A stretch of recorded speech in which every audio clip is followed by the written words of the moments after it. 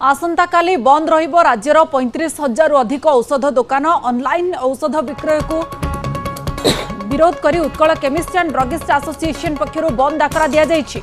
सारा देश में बंद रहिबो 12 लाख अधिक मेडिसिन स्टोर। कोविड समय परिस्थिति को नजर रखी भारत सरकार जरूरी विज्ञप्ति माध्यम रे औषध ऑनलाइन रे देबाक अनुमति प्रदान करथिले, हेले ताको एजाबत केंद्र सरकार प्रत्याहार न करिबा प्रतिवाद रे ए बंद डाकरा दिया जायछि। तेबे जरूरी कालीन परिस्थिति रे संपृक्त अंचल रे औषध जोगाई देबे दोकानी। जरूरी परिस्थिति रे केवल जोगाई देबा पई कहा जायछि, किंतु संपूर्ण बंद रखिबा पई एसोसिएशन तरफ बंद डाकरा दिया जायछि।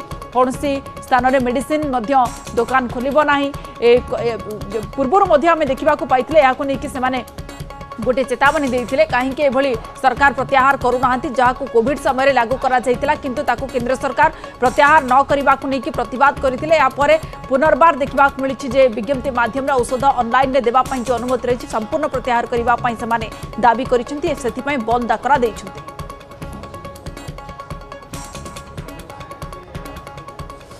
जिते कोरोना लगी से आपने जानते आम 24 घंटा दुकान खोलिक मेडिसिन बिजनेस करूँ, लोक घर भी मेडिसिन पहुँचुलु।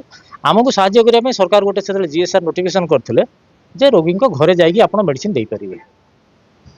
तापर से कथा को 5 वर्ष हो गला आम बारंबार लिखा सत्वे से रखी आज जाए तारी बाहाना से सर्कुलर बाहाना जिते ऑनलाइन पोर्टाल कॉर्पोरेट हाउस अच्छा तारी बाहाना चलुं।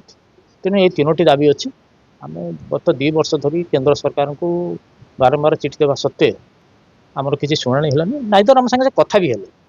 तेणु आम गोटे दिन सरकार को चेतवा गोटे दिन प्रतिज्ञा धर्मघट करूँ। जदि आमर दाबी पूरण नहला आम काली सारा भारत वर्ष में 700 डिस्ट्रिक्ट कलेक्टर को आम थ्रू गोटे नरेंद्र मोदी को चिठी दौचु। आमर जदि मसे भितर किसी शुणाणी नहला आम परमानेंटली क्लोज डाउन करके आम घरे बसू।